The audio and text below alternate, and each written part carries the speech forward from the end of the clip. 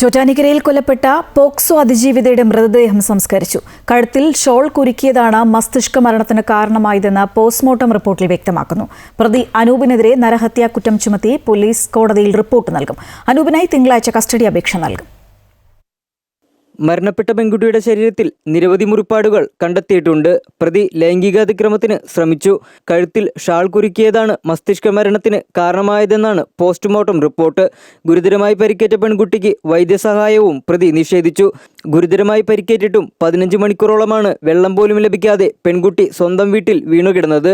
അനൂപിനെതിരെ നരഹത്യാ കുറ്റം ചുമത്തിക്കൊണ്ടുള്ള report police കോടതിയിൽ സമർപ്പിക്കും. പ്രതിയെ വിട്ടുകിട്ടുന്നതിനായി തിങ്കളാഴ്ച കസ്റ്റഡി അപേക്ഷ നൽകും. സ്ട്രാങ്കുലേഷനാണ്, പക്ഷേ പ്രതി ശ്വാസം മുട്ടിച്ചിട്ടുണ്ട്. അതുപോലെ തന്നെ സെക്ഷൽ അറ്റംപ്റ്റ് നടന്നിട്ടുണ്ട്.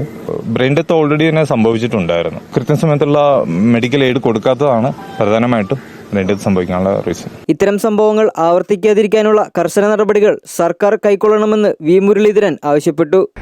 ഇതുപോലെയുള്ള സംഭവങ്ങൾ ആവർത്തിക്കാതിരിക്കാൻ ഉതകുന്ന തരത്തിലുള്ള കർശനമായിട്ടുള്ള നടപടികൾ സർക്കാരിൻ്റെ ഭാഗത്തു നിന്നുണ്ടാകണം.